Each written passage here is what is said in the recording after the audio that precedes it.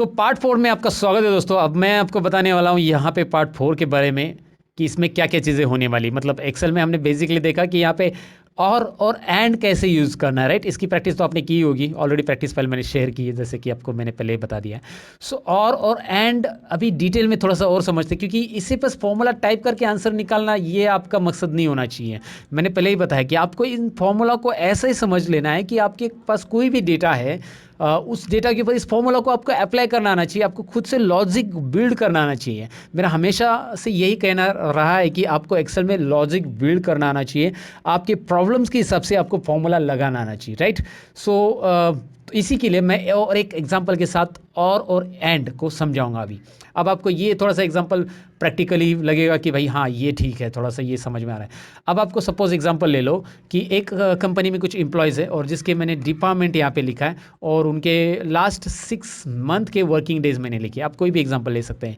तो मैंने यहाँ पे डिपार्टमेंट रैंडमली लिखा है। यहाँ पे एम्प्लॉय की लिस्ट भी हो सकती है, मुझे उसकी ज़रूरत नहीं, मैं बस आपको एक सिनेरियो बता रहा हूँ। तो लिस्ट एम्प्लॉय के नाम वगैरह ये सारी चीज़ें हमें नहीं करनी है।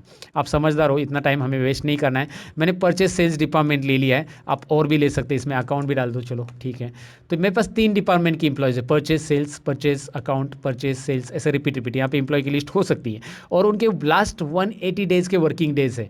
तो अगर उन्होंने लास्ट 180 डेज़ में 160 से ज़्यादा वर्किंग डेज कवर किए हैं 180 डेज़ में, लास्ट 6 मंथ में, तो उनको प्रमोशन है, ऐसा हमारा कहना है। और प्रमोशन 2 तरीके से हमें देना है, मैं आपको दिखाता हूँ। पहले इसमें कुछ लिख देता हूँ, मैंने 150 लिख दिया।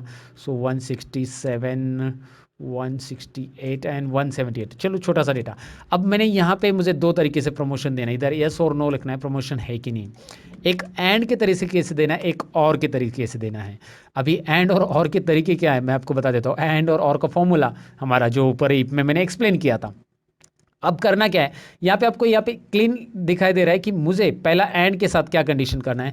मुझे उन्हीं को प्रमोशन देना है जिनका डिपार्टमेंट परचेस है और साथ ही में उनको 160 डेज से ज़्यादा उनकी लास्ट 180 डेज की प्रेजेंटी, ध्यान से सुनिएगा, उनकी लास्ट 6 महीने की प्रेजेंटी 160 डेज से ज़्यादा है और उनका डिपार्टमेंट परचेस है, तो उनको प्रमोशन मिलेगा। तो इसको प्रमोशन मिलने वाला है क्या, मैन्युअली लिखो, आप मैन्युअली लिखो नो। इसको प्रमोशन मिलने वाला है क्या, नहीं मिलने वाला, क्योंकि ये परचेस तो है लेकिन 160 से नहीं है। अब ये परचेस नहीं है तो इधर देखने की ज़रूरत ही नहीं है, क्योंकि हमारा कंडीशन दोनों भी मैच होना चाहिए।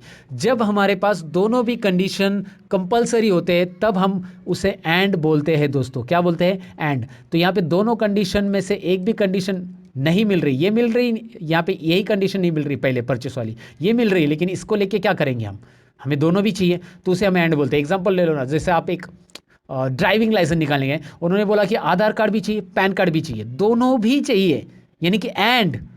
अगर आपके पास आधार कार्ड है तो भी ड्राइविंग लाइसेंस आपको नहीं मिलने वाला, खाली आधार कार्ड पे कौन देगा, क्योंकि पैन कार्ड भी चाहिए। और पैन कार्ड है खाली तो भी नहीं मिलेगा, आधार कार्ड और पैन कार्ड दोनों है तो आपको ड्राइविंग लाइसेंस के लिए आप अप्लाई करो, आपको मिल जाएगा, ऐसा उनका कंडीशन है। तो उसी कंडीशन को हम यहाँ पे समझ रहे हैं कि हमारा कंडीशन है कि अगर परचेज डिपार्टमेंट है साथ ही में 160 से ज़्यादा है तो ही उसको प्रमोशन है। तो इसको प्रमोशन है क्या, नहीं। आप बोलो इसको है क्या, नहीं। मैन्युअली लिख रहे हैं हम लोग। इसको है क्या, अकाउंट वाले 3 नंबर को, नहीं, इसको भी नहीं है, क्योंकि इसको तो अकाउंट डिपार्टमेंट में तो देना ही नहीं, परचेस के लिए देना है। पहले देखो इसमें परचेस है, इसमें 160 से भी ज़्यादा है तो इसको प्रमोशन है दोस्तों, इसको यस करना है, और इसको भी नहीं। तो आपको इसमें एक ही जन को प्रमोशन मिला, ये दिख रहा है एंड की कंडीशन के हिसाब से, राइट।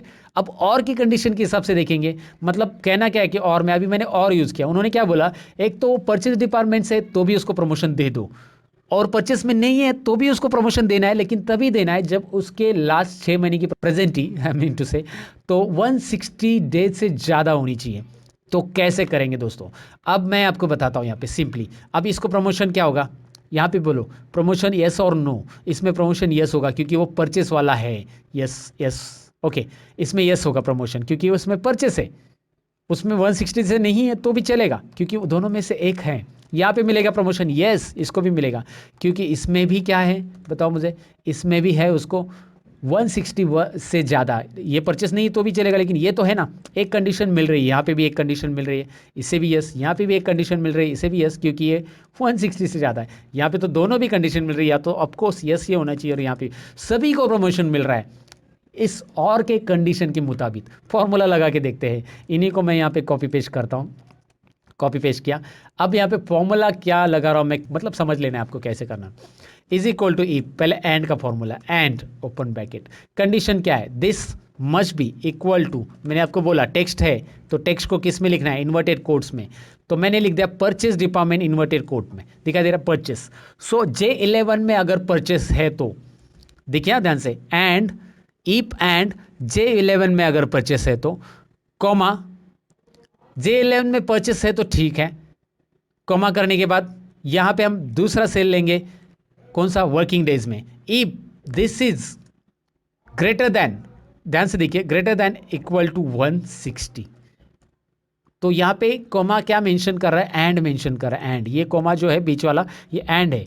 अगर परचेस डिपार्टमेंट है और साथ ही में K11 के अंदर 160 से ज़्यादा है तो, K11 यानी वर्किंग डेज की सेल, तो डिपार्टमेंट में परचेस है, वर्किंग डेज में 160 से ज़्यादा है तो, ये दोनों कंडीशन अगर मिल रही है तो कॉमा करो, ब्रैकेट क्लोज के बाद कॉमा दे दो और एस करो इन्वर्टेड कॉमा के अंदर, नहीं तो आप करेंगे इन्वर्टेड कॉमा के अंदर नो, और ये हो गया राइट। अब क्या हो गया, इन्वर्टेड कॉमा क्यों देना है आपको ऑलरेडी बताया मैंने, और ब्रैकेट क्लोज कीजिए और एंटर कीजिए। अब आपको जैसे आंसर हमने निकाला था मैन्युअली उसी के बराबर ये प्रॉपर मिल रहा है।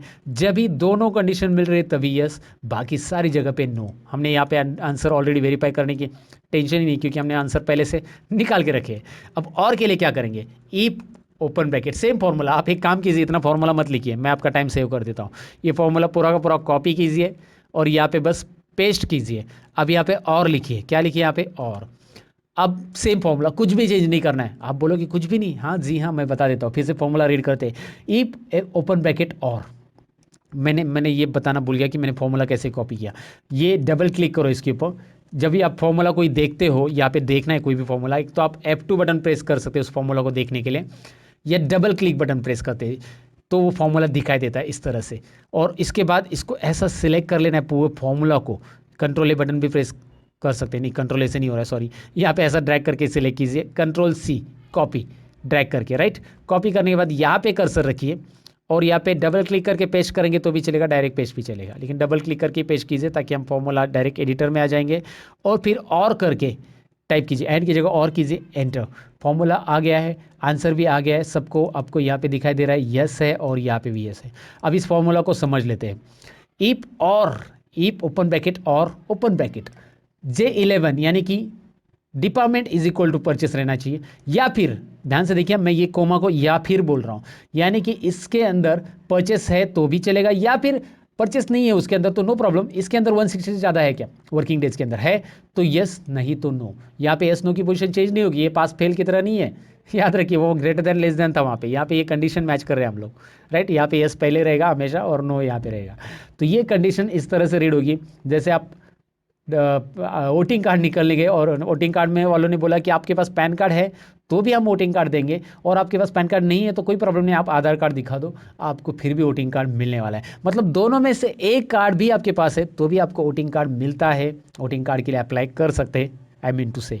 तो उस कंडीशन को बोला जाता है और जब एंड का भी अप्लाई करना पड़ता है, एंड का क्या इस्तेमाल होता है मैंने आपको डिटेल में समझा दिया है।